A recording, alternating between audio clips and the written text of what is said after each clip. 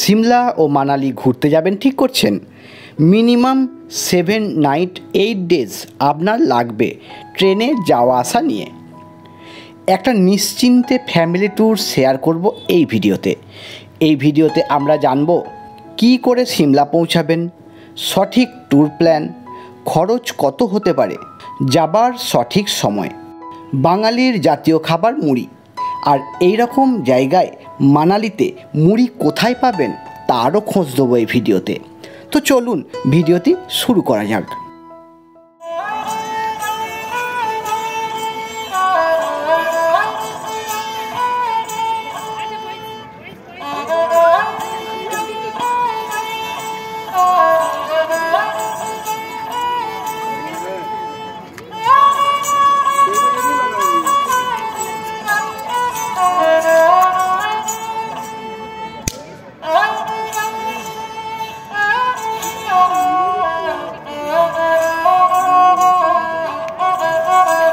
কি করে সিমলা পৌঁছাবেন? প্রথমে ট্যুরটা সিমলা দিয়ে শুরু করুন। আপনি পশ্চিমবঙ্গের যেখান থেকেই আসুন না কেন, আপনাকে প্রথমে পৌঁছাতে হবে কালকা, নয়তো তার আগের স্টপেজ চণ্ডীগড়ে। হাওড়া থেকে একটি ট্রেন আছে নেতাজি এক্সপ্রেস, যা আপনাকে 29 ঘন্টা জার্নিতে কালকা পৌঁছে দেবে। পুরো পশ্চিমবঙ্গবাসীর জন্য বলছি, যদি ডাইরেক্ট ট্রেন না পান তাহলে ট্রিপটা মিস করবেন না। নিউ দিল্লি চলে আসুন এবং সেখান থেকে কালকা শতাব্দী ধরে পৌঁছে যান কালকা। নিজেদের মতো করে টাইম ম্যানেজমেন্ট করতে হোয়ার ইজ মাই ট্রেন অ্যাপসটা ইনস্টল করে দেখে নিতে পারেন। কালকা থেকে সিমলা আপনারা ওয়ার্ল্ড হেরিটেজ টয় ট্রেনে পৌঁছাতে পারেন সিমলা। এই ট্রেনের টিকিট কিন্তু 4 মাস আগে পাবেন না, ঠিক 1 মাস আগে টিকিট কাটবেন। দেরি করবেন না, তাহলে কিন্তু টিকিট পাবেন না। যদি নেতাজি এক্সপ্রেসে আসেন তাহলে ভোরবেলায় কালকা পৌঁছাবেন। যদি টয় ট্রেন না যেতে চান তাহলে প্রায় 96 কিলোমিটার রাস্তা গাড়ি রিজার্ভ করেও যেতে পারেন। যদি আর্টিগা টাইপের কোনো গাড়ি নেন তাহলে ভাড়া নেবে মোটামুটি 4,500 টাকা। আর যদি ইকো গাড়ি ভাড়া নেন তাহলে ভাড়া নেবে 3500 টাকার মতো। ট্রেনের কথা যেহেতু বলছি, আরেকটি বিষয় আপনাদের জানিয়ে রাখি। যখন বাড়ি ফিরবেন, নেতাজি এক্সপ্রেসে যদি কালকা থেকে বাড়ি ফেরার ডাইরেক্ট টিকিট না পান তাহলে ওই একই ট্রেনেই 2টো টিকিট কাটবেন। একটা হলো কালকা থেকে ওল্ড দিল্লি এবং দ্বিতীয়টা ওল্ড দিল্লি থেকে হাওড়া। দেখবেন কনফার্ম টিকিট হবার চান্স কিন্তু অনেকটাই বেড়ে যাবে। সেক্ষেত্রে আপনাকে সকালে হয়তো কোচটা চেঞ্জ করতে হতে পারে, তবে চিন্তা করার কিছু নেই, ট্রেনটা কিন্তু একই। তো চলুন এবার ট্যুর প্ল্যানটা একটু আপনাদের সঙ্গে শেয়ার করি। এই সম্পূর্ণ ট্যুর প্ল্যান করতে 7 নাইট 8 ডেজ সময় লাগবে। তার মধ্যে আসা যাওয়া নিয়ে 2 দিন ট্রেনেই কেটে যাবে। তাই এই প্ল্যানটা 2 দিন বাদ দিয়ে 5 নাইট 6 ডেজের করে দিলাম। ডে 1, এই দিন কালকা অথবা চণ্ডীগড় থেকে পৌঁছাতে হবে সিমলা। পৌঁছানোর বিষয়ে আগে সব জানিয়েছি, তাই সিমলা পৌঁছে এবার কি করবেন? অবশ্যই একটা হোটেল নিতে হবে। যদি আগে থেকে বুকিং করা থাকে তাহলে তো আলাদা বিষয়, আর যদি না থাকে তাহলে স্ট্যান্ডে নেমে ওখানেই লাগেজ রেখে নিজে হোটেল খুঁজে আসবেন। তারপর ফ্যামিলি নিয়ে হোটেলে যাবেন। ওখানে অনেক লোক রয়েছেন যারা 50-100 টাকার বিনিময়ে আপনাকে এই কাজে হেল্প করবে। যাই হোক, হোটেলে পৌঁছে একটু রেস্ট নিয়ে ঘুরতে বেরোন সিমলা, কালীবাড়ি ও ম্যালের দিকে। এই 2 জায়গায় আপনাদের কিন্তু বেশ ভালো লাগবে। পরের দিনের গাড়িটাও কিন্তু আজকেই বুক করে রাখবেন। এইভাবে প্রথম দিনটা কাটিয়ে দিন। ডে 2, এই দিন আপনি আগে থেকে বলে রাখা গাড়িতে যাবেন কুফরি ঘুরতে। গাড়ি হোটেলের রিসেপশন অথবা স্ট্যান্ড থেকে বুক করতে যখন যাবেন তখন মানালি যাবার গাড়ি অথবা বাস কিন্তু বুক করে রাখার চেষ্টা করবেন। আজ দ্বিতীয় দিনে প্রথমে গাড়ি এসে দাঁড়াবে গ্রিন ভ্যালি এখানে দেখতে পাবেন সামনের পাহাড়ে পুরোটাই একদম গ্রিনে ভর্তি। এটা একটা টুরিস্ট স্পট, তবে এখানে কিন্তু খেয়াল রাখবেন এটি রানিং রোডের উপর, তাই একটু সাবধানতা অবলম্বন করতে হবে। আমরা সিমলা থেকে বেরিয়েই প্রথম স্পট গ্রিন ভ্যালি। এই গ্রিন ভ্যালি হচ্ছে সিমলার লোকাল সাইট সিনের মধ্যে একটা মানে টুরিস্ট স্পট আর কি। তো 9:45 আমরা গ্রিন ভ্যালিতে এলাম। এবার এখানে একটু ছবি টবি তুলে, খুব ব্যস্ত রাস্তা কিন্তু খুব সাবধানে ছবি টবি তুলে আবার আগের পথে এগিয়ে যাব। এখানে কিছুক্ষণ টাইম কাটিয়ে চলে যান কুফরি। কুফরিতে সবাই যান বরফ নিয়ে খেলার জন্য, কিন্তু গরমের দিনে তো আর বরফ থাকে না, তখন শুধু কিন্নর কৈলাস রেঞ্জটা সুন্দর দেখতে পাবেন। তবে এখানে গেলে একটু টাকা নিয়ে যাবেন, কারণ গাড়ি এক জায়গায় নামিয়ে দেবে, তারপর ঘোড়ায় করে পৌঁছাতে হবে নির্দিষ্ট জায়গায়। এরপর চলে আসুন আবার সিমলায় ব্যাক করে। দেখে নিন জাকো টেম্পল। এখানে রয়েছে বিশাল বড় হনুমানজির মূর্তি, যা সিমলার প্রায় সব জায়গা থেকেই দেখা যায়। এরপর সময় থাকলে মেলটা একটু ঘুরে দেখতে পারেন। আর এইভাবেই আজকের দিনটা কাটিয়ে দিন। ডে 3, আজ আপনাদের ভ্রমণের তৃতীয় দিন। আজ আপনারা যাবেন মানালি। জানিয়ে দিই, মানালি পৌঁছানোর জন্য 3টি অপশান রয়েছে আপনার। প্রথম হলো শেয়ার ট্যাক্সি, যেটা আপনার পক্ষে অ্যারেঞ্জ করা খুব একটা সহজ কাজ নয়। সিমলায় মানালি যাবার ট্যাক্সি স্ট্যান্ডে এসে যোগাযোগ করতে হবে। আমি একা গেলে অথবা যদি 2 বন্ধু মিলে যেতাম তাহলে হয়তো সম্ভব হতো, কিন্তু ফ্যামিলি নিয়ে এই হ্যাপা একটা কিন্তু চাপের বিষয়। অ্যারেঞ্জ করতে পারলে ডেফিনেটলি খরচ কিন্তু কমই হবে আপনার। সেকেন্ড অপশান বাস। মানালি যাবার বাস পুরাতন বাস স্ট্যান্ডের দোতলা থেকে ছাড়ে। লাগেজ নিয়ে পাহাড়ি পথে পৌঁছাতে হবে বাস স্ট্যান্ড। আপনি রেড বাস অ্যাপ থেকেও কিন্তু টিকিট বুকিং করে রাখতে পারেন। পথে দাঁড়িয়ে দেখার সেরকম কিছু স্পট নেই, তাই কম খরচে এটা কিন্তু ভালো অপশান। খরচ হবে মোটামুটি 600 থেকে 800 টাকার মধ্যে। এর মধ্যেই আপনি মানালি পৌঁছে যেতে পারবেন। তৃতীয় অপশান রিজার্ভ কার। সিমলা থেকে মানালি কিন্তু কম রাস্তা নয়, প্রায় 240 কিলোমিটার রাস্তা। 7 থেকে 8 ঘন্টা সময় লাগবে গুগল বলছে। তাই খরচ হলেও রিজার্ভ কার যে বেস্ট অপশান তা বলার অপেক্ষা রাখে না। অবশ্যই ফ্যামিলি ম্যানদের জন্য এটা কিন্তু বেস্ট অপশান। খরচ একটু বেশি, খরচ পড়ে 4000 টাকার মতো। মানালি তো পৌঁছে গেলেন, এবার থাকবেন কোথায়? এখানেও রয়েছে 2টি অপশান। প্রথমত ফাঁকা খোলামেলা জায়গায় হোটেল। এই রকম জায়গায় হোটেল যদি অ্যাডভান্স বুকিং থাকে তাহলে তো ভালো কথা, না হলে খুঁজতে হবে। তবে যদি বাসে যান তাহলে স্ট্যান্ডে নেমে আবার আলাদা ট্যাক্সি ভাড়া করে আপনাকে ওই হোটেলে পৌঁছাতে হবে। আর যদি রিজার্ভ কার থাকে তাহলে তো আপনার হোটেলের সামনেই পৌঁছে দেবে। তো এই সমস্ত জায়গায় বাজার দোকান বেশি হয়তো হাতের সামনে পাবেন না, কিন্তু প্রাকৃতিক সৌন্দর্য আপনি খুব উপভোগ করতে পারবেন। আর দ্বিতীয় অপশান হলো ম্যালের কাছাকাছি থাকা।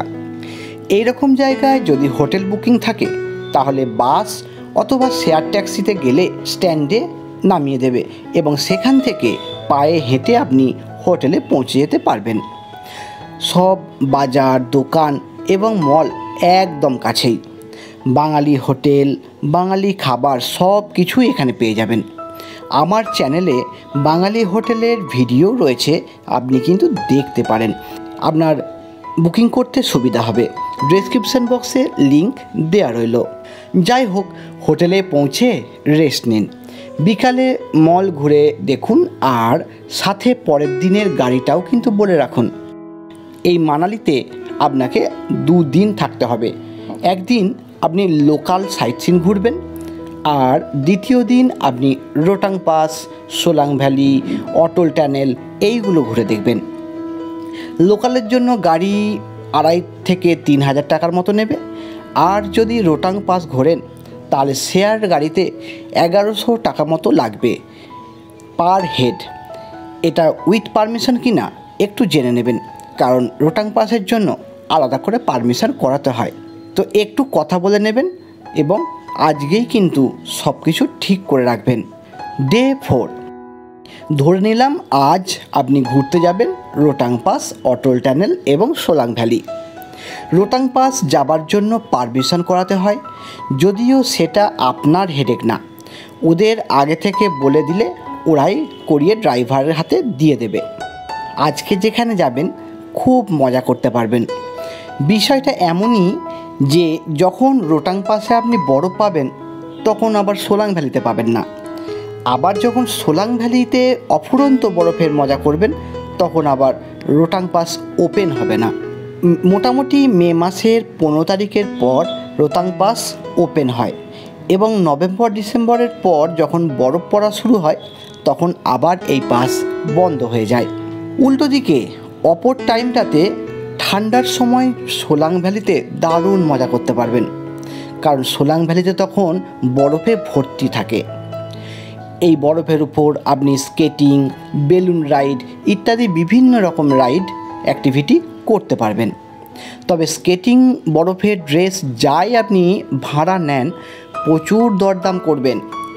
আমি এর আগে যখন গেছিলাম তখন ভিডিও করতাম না, কিন্তু আমি পরে বুঝতে পেরেছিলাম যে আমি কি পরিমাণে ঠকে গেছিলাম। স্কেটিং এবং ড্রেস সহ আমরা ভাড়া নিয়েছিলাম 3000 টাকা, কিন্তু অরিজিনাল ভাড়া 700 থেকে 800 টাকা। তাহলে বুঝে নিন কেমন দরদাম করতে হবে। মানালি 6400 ফুট উঁচুতে, আর আপনি যখন অটল টানেল দেখতে যাবেন 10,000 ফুট উঁচুতে উঠে পড়বেন। এপ্রিলের আগে গেলে বরফের সাথে অপূর্ব দৃশ্যের সাক্ষী থাকবেন আপনিও। এবার সব কিছু দেখে ঘুরে হোটেলে ফিরে আসুন এবং বাকি সময়টা ম্যাল ঘুরেও কাটিয়ে দিতে পারেন। ডে 5, আজ ঘুরবেন লোকাল সাইট সিন, দেখবেন বশিষ্ঠ আশ্রম। এখান থেকে ট্রেক করে যেতে পারেন যোগিনী ফলস। এরপর চলে আসবেন হিড়িম্বা দেবী টেম্পল। পঞ্চপাণ্ডব ভীমের পত্নী হিড়িম্বা দেবীকে এখানে খুব মান্যতা দেওয়া হয়। ঘন পাইন গাছের মধ্যে এই মন্দির, অপূর্ব মনোরম পরিবেশ। এবং এরপর পাশেই রয়েছে হিড়িম্বা দেবীর পুত্র ঘটোৎকচের মন্দির। একটি বড় গাছের তলায় পেরেক, ছুরি, কাঁচি ইত্যাদি রাখা রয়েছে, দেখতে পাবেন। এরপর 1 কিলোমিটার দূরে যেতে পারেন মনু টেম্পল। আজকের দিন এইভাবেই ঘুরে বেরিয়ে কাটিয়ে দেবেন। আমরা এখন হিড়িম্বা মায়ের মন্দির থেকে ফিরে আসছি। ফিরে আসার সময়ও লম্বা লাইন। যদি এই সিজন টাইমে আপনারা আসেন না, তাহলে কিন্তু এই দুটো স্পটেই মোটামুটি পুরো দিন লেগে যাবে, এটা মোটামুটি ধরে নিতে পারেন। কারণ এই গাড়ির লম্বা লাইনে আসা যাওয়াতেই দেখুন না, আমরা তো 9টার সময় বেরিয়েছি, এখন 3টে বাজে, এখন মাঝ রাস্তায়, এখনও নিচে নামিনি। তো 3:30ও বাজতে পারে, কটা বাজবে জানি না। তো এই দুটো স্পটেই এত টাইম লেগে যাচ্ছে। ডে 6, আজকে ট্রেন ধরার জন্য কালকা অথবা চণ্ডীগড়ে ফিরে আসার পালা। মানালি থেকে বাস, শেয়ার ট্যাক্সি অথবা রিজার্ভ কারে ফিরে আসুন এবং রাতের ট্রেন ধরুন। তো এই ছিল 6 দিনের ট্যুর। আপনি যদি আপনাদের হাতে একদিন সময় বেশি থাকে তাহলে কাসল, মণিকরণ একদিন ঘুরে নিতে পারেন। আবারও যদি একদিন সময় থাকে তাহলে মানালি থেকে 145 কিলোমিটার দূরে বারালাচা পাস ঘুরে আসতে পারেন। আর যদি আপনি আমার মতামত চান তাহলে আমি বলবো বারালাচা পাসটা কিন্তু বেস্ট অপশান। তো যাই হোক, এইটা ছিল ট্যুর প্ল্যান। এবার জানাই খরচের বিষয়টা। ধরে নিলাম একটা ফ্যামিলিতে রয়েছে 3 জন বাচ্চা সহ। এখানে 3 দিয়ে ভাগ করে পার হেডের হিসাব কম করে দেখাবো না, কারণ ফ্যামিলি হেড হিসাবে সব খরচটাই কিন্তু আপনার পকেট থেকেই যাবে। আর কম খরচে আজকাল কিন্তু ঘোরা যায় না, আপনারা জানেন। 500 টাকা থেকে 700 টাকার রুমে একা ব্যাচেলার ছেলে অথবা বন্ধুবান্ধব সহ কিন্তু থাকতে পারা যায়, কিন্তু ফ্যামিলি নিয়ে আপনি বা আমি থাকতে পারবো না। তাই ম্যাক্সিমাম খরচের হিসাবটাই দেব। যদি কোথাও কষ্ট করে অর্থাৎ স্যাক্রিফাইস করতে পারেন আপনারই পয়সা বাঁচবে। তো তো দেখে নিন হিসাবটা। নেতাজি এক্সপ্রেসের থার্ড এসির ভাড়া আসা যাওয়া মিলে 3 জনার 11,116 টাকা। কালকা টু সিমলা গাড়ি ভাড়া 3500 টাকা ধরলাম। হোটেল 5 নাইট 1500 টাকা করে যদি ধরি 7,500 টাকা। সিমলা সাইট সিন করতে ধরে নিলাম 3,000 টাকা রিজার্ভ গাড়িতে। আর সিমলা থেকে মানালি পৌঁছাবেন, সেখানে আমি ধরলাম রিজার্ভ গাড়িতে 5,000 টাকা। মানালির সাইট সিন করবেন, প্রথম দিনে ধরলাম আপনি 4,500 টাকা, মানে রোটাং পাস যাওয়ার দিনটা ধরলাম। এবার যেদিন সেকেন্ড ডে আপনি সাইট সিন করবেন সেটা ধরলাম আমি 3,000 টাকা। আর মানালি থেকে কালকা যে আসবেন সেটাকেও আমি ধরেছি 5,000 টাকা। খাবার খেলেন পার ডে 1,000 টাকা করে, যদি হয় 6,000 টাকা। এবার আপনি যদি থার্ড এসির না গিয়ে স্লিপারে যান, 710 টাকা করে টিকিট, আপনার অনেক পয়সা বাঁচবে। যদি আপনি সিমলা থেকে মানালি বাসে আসেন আপনার অনেক খরচ বাঁচবে। এবার হোটেল যদি আরও কমে আপনি জোগাড় করতে পারেন আপনার আরও খরচ বাঁচবে। আমি ম্যাক্সিমামটা দিয়ে দিলাম। এবার কতটা কি বাঁচাতে পারবেন আপনাদের উপর।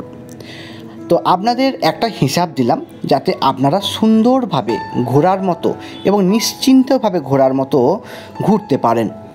তো এবার জেনে নিই মুড়ি কোথায় পাবেন। আমরা যখন কোথাও ঘুরতে যাই তখন মুড়িটা সব থেকে আগে প্যাকিং করি, মানে মুড়ি না হলে আমাদের চলবেই না আর কি।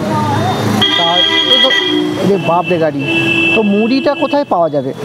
তো মুড়ি পাওয়ার জন্য একটা বেস্ট জায়গা, মানে আমরা তো স্পিতি ভ্যালি ঘুরতে গেছিলাম, তো আমাদের স্পিতি ভ্যালি ঘুরতে গিয়ে আমাদের মুড়ি শেষ হয়ে গেছে, 2 কেজি নিয়ে এসেছিলাম। তো মানালিতে কিন্তু বাঙালি হোটেল এবং মুড়ির খোঁজ পেয়ে গেছি। তো আপনাদের দেখাচ্ছি কোন হোটেলটা। দেখবেন একটু এগিয়ে এসে হোটেল সাগরের পরেই DK এন্টারপ্রাইজ বলে একটা দোকান আছে, সেখানে আপনি মুড়ি পাবেন সবই ঠিক আছে, একই মুড়ি, কিন্তু দামটা একটু বেশি হবে এখানে, স্বাভাবিক। এখানে 500 দাম হচ্ছে 50 টাকা, এমন একটা প্যাকেট 50 টাকা। আমি জিজ্ঞেস করলাম কতটা পরিমাণ আছে, তো বললো যে 500 পরিমাণ, 500 আছে, 500 দাম আর কি 50 টাকা। এবার জেনে নিই আদর্শ সময়। এই ভিডিও দেখতে দেখতে এতদূর পর্যন্ত যারা এসেছেন তারা অলরেডি বুঝে গেছেন আদর্শ সময় কোনটা। আপনি যখনই যান বরফ পাবেন, হয় রোটাং পাসে নয়তো সোলাং ভ্যালিতে। কিন্তু সেপ্টেম্বর অক্টোবরে যারা আসবেন ঠিক করছেন তারা রোটাং পাসেও কতটা বরফ পাবেন সন্দেহ আছে, কারণ বরফ অলরেডি গলে যায়। আমরা জুনের 9-10 তারিখে প্রচুর বরফ পেয়েছিলাম পথেই। তাই আমাদের অক্টোবরের পুজোর সময় ছুটিটা সিজন বলে মনে হলেও মানালিতে কিন্তু এটা অফ সিজন। তো যাই হোক, আজকের ভিডিওটা এখানে শেষ করছি। কোনো জিজ্ঞাসা থাকলে কমেন্টে অবশ্যই জানাবেন। ভালো থাকবেন, ধন্যবাদ।